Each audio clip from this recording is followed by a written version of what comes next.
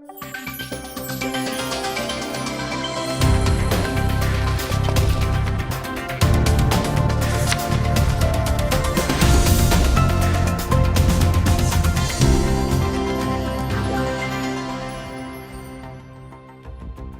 بینەرانی بەڕێز لە ئەڵلقەی ئەم جارەدا بەردەوام دەبین لەسەر پرسی سەلاحەددینی ئەیوبی و ناسنامەکەی هەر لەگەڵ زۆر بەڕێز مامۆستا سۆران حامەڕەشی مێژونووس. مامۆستا سۆران جارێکتر بەخێر بێت. ئێمە لە بەشی یەکەمدا باسی سەلاحەددین و ناسنامەی سەلاحەددینمان نەکرد. دوام خست بۆ ئەم بەشە. بەم پرسیارە زۆر سادەیە دەست پێ بکەم. سەلاحەددین چێ؟ سەلاحەددین لە بنەماڵێکی کوردە، ئەمانە خەڵکی ئازەربایجانن. پێشەوەی ئەو بڵین ئەبێ بزانین ئازەربایجان ناوەندێکی فەرهەنگی کوردی زۆر گرنگ بووە لە سەردەمی ئیسلامە. بۆ نمونە کە سوپای ئیسلامەگات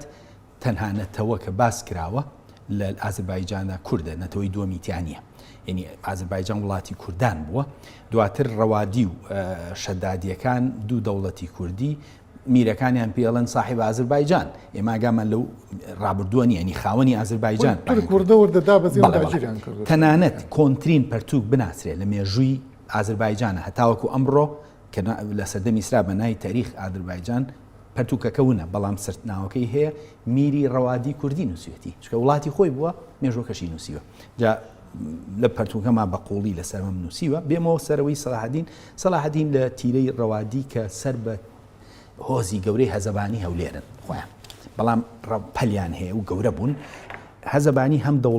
دەوڵەتە هۆزە، چکە لە پێش ئیسلامیشە هەر حکومڕانی هەولێر بوون هەزەبانیەکان، ڕەوادیەکان پەلێکن لەوان. هەزەبانی گەشتونەتە؟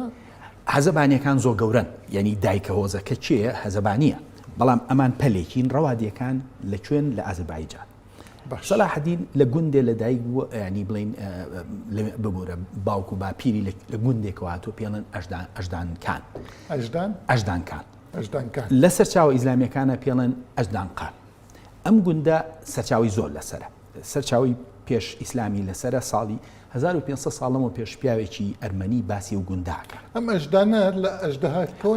پێ بڵم پیاوێکی ئەرمەنی هەیە ناوی موسای خۆرینە. موسای خۆرین مێژونووسە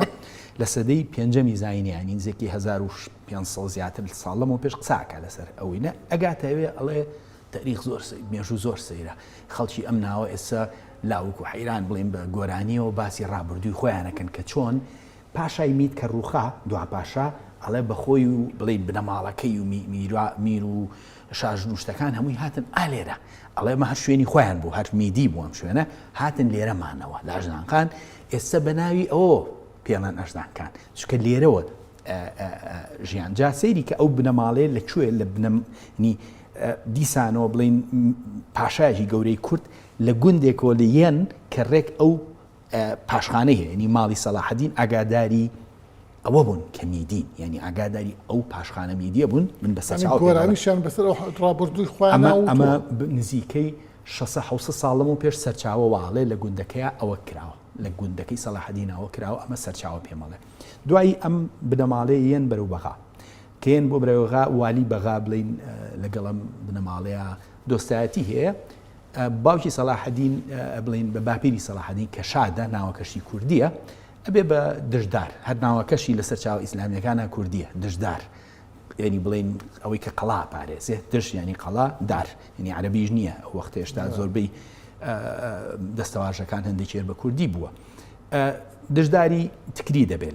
لەوێ مێننەوە، خۆی و دوو کوڕی کە نەجمەدین و شێرکۆیە، کوڕەکەشی ناوی شێرکۆی و خۆشی ناوی شادە.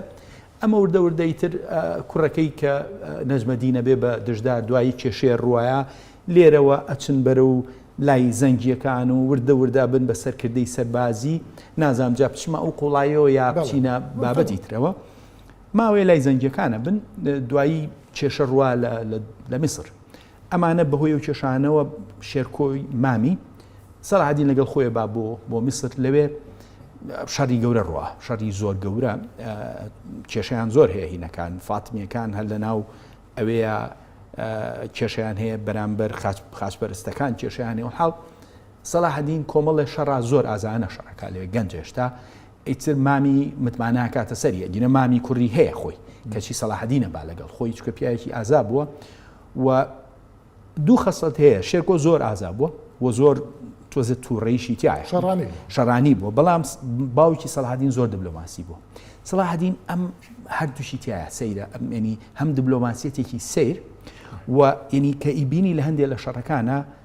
چۆن تورکی بەکار هێزێکی تورک چۆن شەڕیان بۆ کردووە ینی زۆر زەحمەت بووە لە وەختێکا کە ئەو وەختی ئەو شەڕی بەم هێزە کردووە شەڕی کورد و تورک لەو ناوچانە بە شێوەیە کوڵاوە ینی بە هەزاران لێ کوشتووە کورد و تورک بەڵێ لە ناوچەکانی باکووری کوردستان هەتاوەکو باشوور شەڕێکی کورد و تورک ڕوویاوە لە وەختی شەڕی حەتی نۆمانە ینی یەکێکە لە شەڕە گەورەکانی مێژوو من پەرتوشێکمێ پیاوێکی کریسیان نووسێتی خەڵکی نووسیبینەوەنانێ وردەکاری و شەڕان نووسێ کە چەندیان لێ کوشتووە ناژڵێ کورد ئەڵێ شەڕی کورد و شەڕی مید و کورد هەر بە کورد دەڵێ میت تەواوی پەرتوکەکەی یەک دوو جار پێیان ئەڵێ کوردەجین هەر ئەڵێ میت ینی بۆی بزانی ئێمە کە کاژڵی میت هەر ئەو باگنانجا چی خۆشە مێژوونووسێکی ئەرمەنیمان هەیە کە ئاماژە بە سەلاحەدینەکە ئەڵێ دوای فاتمیەکان میدەکان حکمڕانی میسریان گرتە دەست ئەمڕۆ پێیان ئەڵێن کورد ئەمە 700 ساڵەمە پێش زۆر باشە مامۆستا سەلاحەدین زۆر جار ئەوترێت بەعزێک کەس مەسەلەن ئەوەی کە لە تاری ئەڵێن خۆی بە کورد نەزانیوە بەڵێ ئەم قسەیە چۆن تا چەند پاستە خۆی بێ تۆزانی لە ساڵی 900 لە سەدەی 20ەمە بابانیەکان هەماوەندیەکان ئەمە باهین وەری ناگرم جافەکان بە تۆمار هەمە وتوانێمە ئەسڵما عەرەبە باشە شانازیەکەین کوردین ئەسڵما ئەمە بۆیم نمونەیەنەوە نەک بۆی هیچ کەسێ لەکە دارکەم بێ بگەڕێنەوە بۆ ڕابردوو بابانەکان نەگەڕێن و سەر فەقی ئەحمەدی داڕەشمانە بۆی پێ بڵم ئەمە بۆ لەبەرەوەی جاران تیۆریەکە بوو ئێمە 100 ساڵە خەریکی تیۆری ئارینین تیۆری ئاری بەحقات تیۆری ئەم وەکو تیۆری سەردەمی ئیسلام بوو کورد لە بنەچەیەکی عەرەبی هاتووە لەبەرەوە هەموو میرێکی من برەچەم عەرەبیە ینی تۆ سەیری ئەحمەدی خانی کە چەنە کووردە کە باسی میری مەموو میری بۆتانەکە ئەڵێ لە بنەچەیەکی قوڕیشی عەرەبی ئەبێت ئێمە سەردەم خوێنین بۆی شەرعیەت با بە دەسەڵاتەکەی شەرعیەت و ئەنجا ئەمە تیۆری بووە تیۆری سەردەمەکە بۆ مێژوونووسانجا مەقریزی من قوڕیش شۆک لە حەدیث بەڵێ مەقریزی پیاوێکی زۆر خوێنەوارە لەو سەردەما ڕەخنەگرانە سێریواکە ئەڵێ هەندێ ئەڵێن عەرەبووەمانە ئەڵێمە هەمووی دروی هینەکانیانە کە زانیویانە دەسەڵات چوەتە دەستکورد ئەمەیان دروست کردو ئەو سەردەمەواڵێ جا زۆربەی دەسەڵاتدارەکان لە ئەگەر سەیری پەرتوکەکەی شەرەفخان کەی زەلام هەیە خۆی گەڕێتەوە بۆ خالید وەچەی نییە نیوەی کوردی دەسەڵاتدارە کوردەکانی باکوور خۆیان گەڕێن بێ ڕابردوو ئەمە قوبول کراو بووە ئەمڕۆ ئێمە پێمان ناخۆشە بەڵام نابێت بە پێوەری ئەمڕۆی خۆمان زۆر باش حکمی ڕابردوو بەس با بڵێن ئەو دیاردانە چین کە سەلاحەدین بکەین بە کورد پێی بە کوردی قسەی کردووە بەڵێ کوردی دەوری خۆی یاوە جێشەکەی کورد بوون جارە سەرەتا وەکوتم ئەوە مامی ناوی شێرکۆیە باپیری ناوی شادە ئەمە وەکو ناو کە چۆتە میسر سەلاحەدین کە ئیتر فاتمیەکانە شتێنە چیەکە کابرایەکی قازی شافعی هەولێری لە هەولێرەوە ئەیبا بۆ میسر بۆ فەرزکردنی ئەو پێی وایە مەذهەبی کوردی شافعی بۆ سەردەمەوە ئەمڕۆ مەبینە مەسەب کێشە نییە ئەو سەردەما ینی ناسنامەی کوردی بووە ناسنامەی کوردی سونە چکە بۆ من کوردیشی ئەش هەیە بەڵام ناسنامەی کوردی سونە کە زۆری نەبووە شافعی بووە لەبەرەوە تۆ هەچی زانای مفتی شافعی لە مەکەش هەر کورد بووە لە دواتریش ینی تا سەردەمی 200 ساڵەمەوە پێشجا ئەمە چی کردووە یەکسەر ئەوەی کردووە سوپاکەی عەرەبیتیانە هەر سوپاکەی عەرەبیتیانە سوپاکەی تورکی بەکارهێناوە نەتووی بەڵام عەرەبی بەکار نێناوە باشە تورکەکانیش کوردیان بەکارهێناوە ینی ئەوەی ئەو کردوێتی جیاواز نییە لەوەی تورکەکان دە سوپاکە ئەمەیە بوو بەڵام سەرکردە گەورەکانی کورد بوون و دەوڵەتەکە لەسەر چاوەکە وا لە سەلاحەدین بێنی لەسەر چاوەکانە دەوڵەتەکە بە کوردی باگرا اینجا لە ڕووداوەکانە دەرەکەوێت ئیبن خەلەکان ئاماژە بە ڕووداوێکەکە کاتێ سەلاحەدینە بێ بە وەزیر کێشە دروزە بێ میرە کوردەکان چاویان لەو پێگەیە چکە شێرکۆ مردووە سەلاحەدینە گەنجە ئێستا ئەو پێزووتوان شتێکی وایە شێرکۆ دوو مانگ وەزیر بووە زۆر نەبووە وەڵحاڵ ئەمان هەمووی چاویان لەو پێگەیە ئەمە وەرگری میرە کوردەکان و ئاخوان سەلاحەدین ئەبێ بە ینی مشتومڕ و دانوستان لەسەری دەسە ڕاستی سەلاحەدین چیە شێعیسا هەکاری سێم ناوەخۆشانە شێعیسا ئەکەوێتە بینەوە بۆ وەکو دیبلۆماسیەک پیاوێکی هەم خوێنەوار و هەم دیبلۆماسی و هەم سەرکردەی جەنگ شێعیسا ئەکەوێتە بینەوە ینی ڕازیان کە دوایی کاکە تۆ خاڵی سەلاحەدینی یەکەم سەلاحەدین خوشکەزاتە دووەم ئەگەر دەسەڵات لە دەست کوردەوە دەرچێ ئەچێتە دەست تورک بەرامبەرەکەی ئەمە قوبوڵەکە کەواتە هەستی کوردبوون هەبووە ئەگەر وانە بێت چۆن ئەوە قوبوڵەکە لەسەر و ئەساسە پێڵێ کاکە بوازی لێبێنە دەسەڵات لە دەست سەلاحەدین ئەچێت دەست تورک با لە دەست کورد دەرنەچێ ئەمەی قوبوڵ بووە کەواتە هەستی کوردبوون هەبووە هەستی کوردبوون کاڵم هەبووە 200 ساڵ پێش سەلاحەدین حسێنی بەشنەویمان هەیە کاکسۆنا حسێنی بەشنەوی پێش سەلاحەدینە لە سایی دەوڵەتی مەروانیە لە باکووری کوردستان شعرەکەی بەدایان سەرچاوی ئیسلامی لەسەر ئەمە هی من نییە وەرە بیخوێنەرەوە شعرە ئەڵێ ئێمە یارمەتی دەوڵەتەکەیین لەبەر چاوی عەرەب و عەجەم سێری و هەستی کوردبوون ئەمە 200 ساڵ پێش ئێمە بە هەڵەیەکی گەورەمە لا دروست بووە وڵا گوایە هەستی نەتەوەیی و هەستی کوردبوون نەبووە نەخێر بەمانە ئەوەی سەدەی بیستەم نەخێر نەبووە ئەمە ناسیۆنالیزمی ئەوروپی جیاوازە بەڵام هەستی نەتەوەیی زۆر بەڕوونی هەیە ئەنی من سەرچاوم هەیە بە سەرچاوە قساکەم نەگێ ئەمە بە خەیاڵاتێک وڵا سەردەمی سەلاحەدین هەستی نەتەوەی نەبووە نەخێر شەڕی کورد و تورکم هەیە لە سەردەمی سەلاحەدینە و نامەم هەیە کابراایەک ئەڵێ یەکێ لە والی قودس ئەڵێ سەلاحەدین بۆ خاتری خۆیاکێ لە بنەماڵەکەی خۆ بنێرە نە کورد گوێ لە تورکەگەی نە تورک چکە سوپاکە تورک و هێنی تیانی کێشە هەبووە اینجا کە مەلیک عادل ئەمرێ لە میسر کوڕەکەی لەکوێیە سەیری کوڕەکەی لەکوێ داناوە لە ناو جەرگەی دڵی کوردان حەسەن کێف باشە کوڕەکەی لەوێوە تورانشا بە پەلا ئەچن بە هێزێکە ڕوا لەوێ بهێنێ باوکی هێزێکی تورکی دروست کردەوە لە مەمالیک لە عەبدی تورک ئەم هێزە زۆر گرنگ من بووی بەڵام کەیەتە ئەوێ کوڕەکە کووردە لە حەسەن کێف گەورە بووە هەموو ئەوانەی لە پشتین کوردن وردە ئێوێ لە دەسەڵاتی تورکەکان بە یعنی ئێوێ لاوازیان کە ئەمانیش چەند وەختە لەژێ سایی باوکیە هێزی سەرەکی بوون لەوێ ئەی کوژن ئەم کوڕە پاش ماوەیەکی کەم لە میسر ئەی کوژن کە ئەی کوژن یەکسەر سەریکە جا بۆ ئێڵم هەستی کوردی زۆر ڕوونە هێزێک لە شام یەکسەرە چێ هێزە تورکیەکە چەگەکا لێ بۆی تورک ینی سەری ئەمە بۆی سەری ئەم ڕوونی نەتەوەییەکە کە بە هەموو شتێکی بینی ئەم هێزە چەگەکە یەکسەر میرێکی ئەیوبێنین بۆ پاشای بۆی شام لە دەست نەچێ ئەوە میسر لە دەست چوو و ئەم پاشای بە چەندین هەوڵەیە ئەوێ میسر وەرگێتەوە ئەگەر مەغۆل نەهاتایە ینی دەوڵەتی ئەیوبی لەوانە و بۆ سەدان ساڵ دوایەوە بمایە جا ئەمە ینی لای من ئەمە هەڵە تێگەیشتێکی گەورەمان هەیە ئێماڵین وڵا سەردەمی سەلاحەدین هەستینەوە نەتەوەیی نەبووە جا وەکو پێم وتی ئەوە لە دانیشتنیانە هەستی کوردی هەبووە وە سەرچاوە پێڵێ کورد و ئەمان تەنانەت گۆرانی بێژیان لە هەولێرەوە بردووە بۆ دیوەخانیان شاعیر بەناو هەمە لە هەولێرەوە چەند شاعیریان لە هەولێرەوە بردووە بۆ دیوەخانیان لە میسر ئەمان جوان لە کوردی مامۆستا با بێمە سەر مەسەلەی سەلاحەدین و دەوڵەتی فاتمی طبعا سەلاحەدین وەزیرێک بووە ئەوش کە نورەدین زەنگی لەگەڵ مامیان ناردوێتی دوای مامی ئەبێتە وەزیری دەوڵەتی فاتمی کە ئەلعازیت باللایە ئەو کاتە خەلیفێ یعنی ئەوترێ سەلاحەدین بە فێڵ و بە سیاست ئازیدی لابردووە و لە ناوی بردووە و دەوڵەتی فاتمی ناوبردووە لە ناو بردووە پێت وایە ئەمە طبعا سنەی عەرەب یەکی ئەڵەن ئەسڵەن ڕزگارکردنی قودس بە قەی لە ناوبردنی دەوڵەتی فاتیمی ئینجاز نەبووە بۆ سەلاحەدین کاکسوا من ناچماوەی ئەوە چێتە خانی ڕوانگەی شیعە و سونە من سەر بە و ناچمە سەر و شەڕێ بینی ئەوان بەڵام وەکو لێگانەوە چکە من سەر بە هیچیان منەمێ وەکو تێبگەم لە ڕووداوەکان بۆ چوونی من نەک بە بۆ چوونی من دەوڵەتی فاتمی لە دوا هەناسەیە بوو ینی خۆی ئەو هێزیان بۆچی هێنا بۆچی هێزی دەرەکی هێنا بۆ شێرکۆیان هێنا بۆی خۆش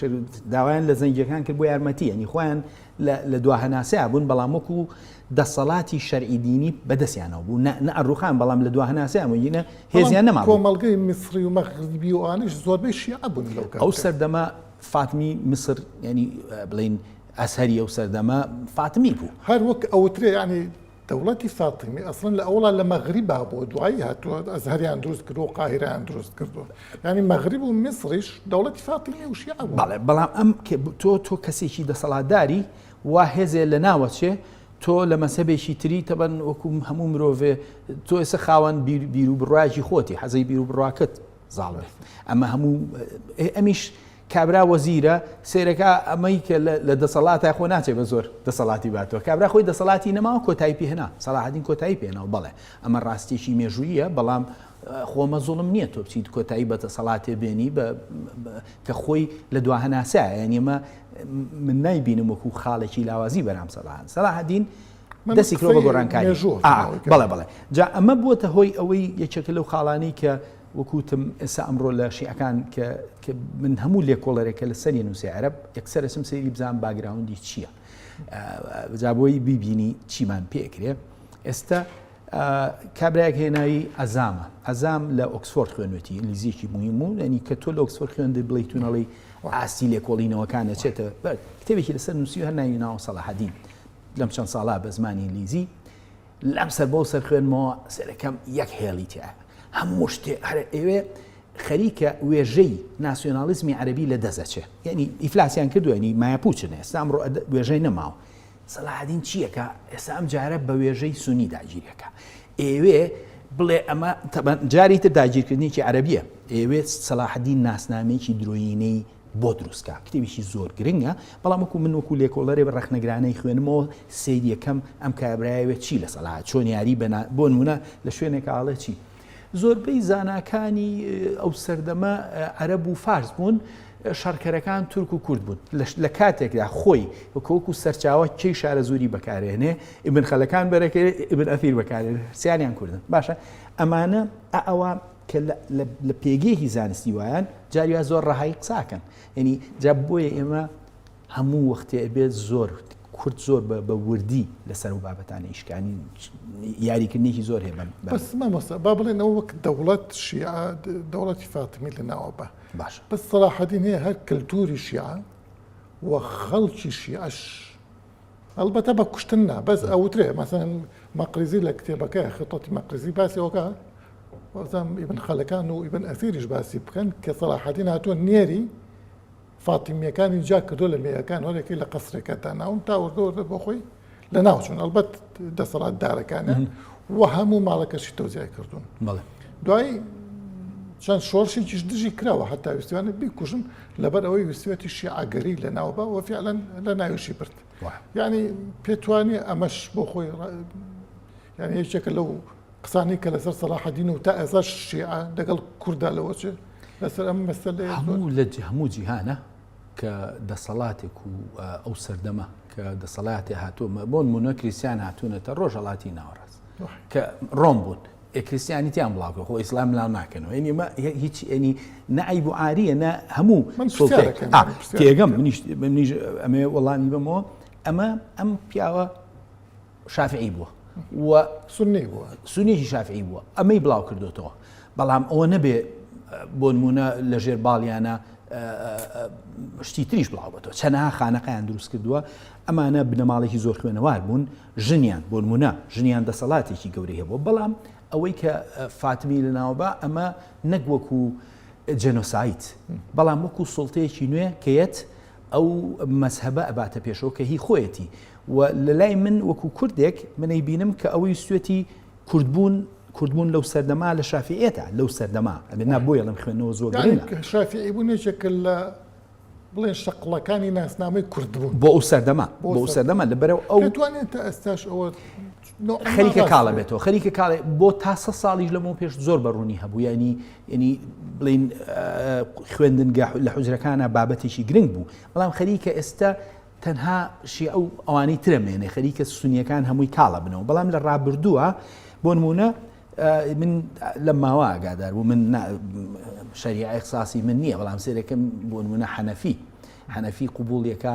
خەلیفە لە دەروی قوڕیشا بێ ئەمە یەکێکە لە هۆکارەکان کە تورک حەنەفیە بەڵام دیارە ئەوان بەتەمان نەبوون ئەو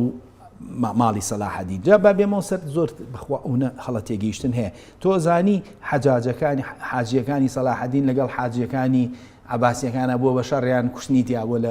لە حەج ئەو وەختەش ئەو هینانە هەبووە لەسەرەوەی کە کێشە دروزە بێ لە ینی خەلیفە ترسێ لە سوڵتەی سەلاحەدین سەلاحەدین خەریکە شەریعەت وەرەگە شەریعەتێکی گەورە لە بەرەوەی ئەو شەڕە گەورەی بردوتەوە شەڕێکی وەکو پێوتم ڕاندێکی زۆری کەڵتوری و مێژووی هەیە کە تۆ ڕۆژهەڵات و ڕۆژئاوای یا بەیە کا سەلاحەدینە و ئەو جەنگەی بردەوە بردنەوەیەکیش ینی خەلیفە یارمەتی نایەوە خەلیفە ترساویشە لەوەی کە سەلاحەدین گەورە ببێت چکە سەلاحەدین تا بڵێن جزیرەشی بەدەستەوە ببێت لەوە بەڵێ مەکە و مەدینەوەمانی بەدەسەر و تەنانەت جا بەرێکی سێمی ماڵی سەلاحەدین کە کۆچی دواییەکە لە یەمەن مەلیکەکانی یەمەن ئەوان بوون ئەنێرێ بە شوێن شێخێکی هەولێری جا زۆر بەس پەیوەست بوون بە هەولێرەوە لە بەرەو بنەماڵی هەزەبانی و لە ڕۆی هۆزەوە ئەنێرێ بە شێخێکە لای ئەوە سێ دەکا ئەو بینێژە زۆر باشە بێمە ئەم سەردەما زۆر جار ئەوترێت بەهۆی ئەوەی کە سەلاحەدین کوردە و ئەو دەوڵەتی سەلیبی ڕۆخانەوە وای کردووە لەبەرەو تا ئێستاش سایکس بیکۆش ئەنجامی ئەو ڕقەیە کە غەرب لەسەر کورد لەسەر سەلاحەدین هەیەە ئەمە قسەی چی تا چەند عیلمیە یانی کاکسۆران ئێمە زۆر لە بۆچوونەکانمان لەسەر زانست و تێگەیشتن گەڵاڵە نەکراوە خەیاڵاتی خۆمانە ئەڵێن زیاتر ئەچێتە خانی ئەڵێنەوە کە چیتە پشتی ئەڵێنەکانەوە ئەبێ سەیری نووسینی ئەوروپی بکەین بۆ نمونە کە ئیمبراتۆری ئەڵمانی لە ساڵی 1970 ئەو نەیە کۆتایی هەشتا شتێکە کێت بۆ سەردانی دەوڵەتی عوسمانی ئەڵە بم بە سەرگۆڕی سەلاحەدین بۆی لە لای ئەوان لە خەیاڵی ئەوروپیا کەسێ نەبووە لە کە پەرت و کوشتیان مەنی بڵێن پاشا شتەکانیان کەسێ نییە لە سەلاحەدین گەورەتر بە جوانی بینیوانە نەک بە ناشینی چکە لە ئەدەبی ئەوروپیا سەلاحەدین جوان کراوە جاری وا هەیە توانم بڵێم نابابەتیانە جوان کراوە چۆتە خانەی ئەفسانەوە یعنی ئەوەی بەسەرا هەڵراوە نابابەتیانەیە ینی وەکو من وەکو لێکۆڵەرێک کە سەریەکەم ئەبێت جای کەمەوە شاعیرانەیە لەبەرەوە کابرای ئیمبراتۆر هاتوو ئیسوێتی ینی سەرسام بۆ پێی ویستێت پێ سەر گۆڕەکەی بەس قسەیشترێ ئەڵن گویا قایدی حربی بڵێن داگیرکردنی سووریا فەڕەنسی و هاتووەتە سەر گۆڕەکەی سەلاحەدین و توێتی ئەوە گەڕاینەوە شتی وا هەیە وەڵڵاهی من دایماڵم ئەڵێن ئەبێت لە دەروی ئەڵێنا سەرچاوە ببینین جا کێتە سەر گۆڕەکەی ڕاستە کاکسۆران کێتە سەر گۆڕەکەی بینێ سادەیە یەکسەر دەمەن هینێکی تاجەگوڵینێکی برۆنزە خاتە سەر گۆڕەکەی ئەمە هینە بە گۆڕەکەی سەلاحەدین لامان کاتە یەک گۆڕەکەی بە سادا بینێ لە ئەڵمانیاوە گۆڕێکی تازەی لە مەڕمار بۆوانێرێ ئایا لەوێ دروستکراوە یا لە ئەڵمانیا ئەوان نات بەڵام بە تایبەت بڵین ئەمە دیاری ئەوە تا ئەمڕۆ لە پەنای ماوە بەڵام وەکو هینێک نیان جوڵان نیاستە ناوی بەڵام وەکو ڕێزێکیش لە پەنا گۆڕەکەی ئەماوە اینجا وەرە بنەماڵی فەرەنسی هەیە هەتا 200 ساڵەوە پێشێکی لە مناڵەکانی ناوی سەلاحەدین بوو ئەمە وەکو بۆ بە ینی نەریتی ناو خێزان ئەمە یەکودوان نییە یعنی من ئەگەر ینی ئەدەبی ئەوروپی پیشان بم ئەدەبی ڕۆژهەڵاتی هێندەی ئەدەبی ئەوروپی بە سەلاحەدین هەڵەیەوە ئەدەبی ڕۆژهەڵاتی ینی دوای کۆچی دوای سەلاحەدین شتێکی ئەو تۆی گەورە ینی هەیە ناڵم سەرچاوانیە بەڵام ئەو ئەدەبە ئەوروپی کە سەلاحەدین کرۆ بە ئەفسانە جا بۆیە من لام سەیرە خەڵگواڵە سەلاحەدین ینی لە ئەوروپا ناشین نییە قەیناو جەنگی بردەوە ئەوروپا ینی یەکشتی هەیە ئەوروپا بەڕق کار ناکە ڕق یعنی لە دەزانی لۆجیک لە دەزانی عەقڵ لەبەرەوە تۆ کوردیت لە بەرژەوەندی ئەوی هاوکاری دەکا ئەمە نییە وەڵا ڕقم لە کوردە وەڵا ئەمە ئیشی قسەی سەر هینە تەوانێ من لە بەرنامەکە قسانش بازەکەین بەڵام مەقسی خەڵکە کە لە قوڵایی ئەوروپی تێناگا ئەوروپی بۆ بەرژەوەندی کارەکە منیش بۆ بەرچاوڕۆنی ئاخ منیش دەزانم منی بۆ بێ باسی بکەین چونکە هەیە لە ئارا و دەستی خۆشیش بکەین چونکە بەڕاستی خاڵێکە هەمیشەیەتە بەرچاو ئێمە بێ ینی باسیشی بکەین و لایەنە لۆجیکێکەشی باسکەین جا ئەمە لە کووردا زۆر ینی خەڵکی ناسراوی ژەمە ئەمە بازەکە ینی خەڵکێکە ناوی هێڵێ وەڵامە تۆڵی سەلاحەدینە لێمانەوەکەن ئەمە جگە لە ئەفسانەیەک و خەیاڵاتی کورد نەبێ هیچ ینی باگراوندێکی زانستینی و بەڵگەی لە پشتۆنیە زۆر سپاس مامەسا سۆران خەماڕش بینەرانی بەڕێز بەم شێوەیە هاتیینە کۆتایی ئەم ئەڵقەیەمان لەگەڵ خزمەتی بەڕێز مامەسا سۆران حەمەڕەش تا ئەڵقەی داهاتوو بابەتیشتر و میوانیشتر خواتان لەگەڵ.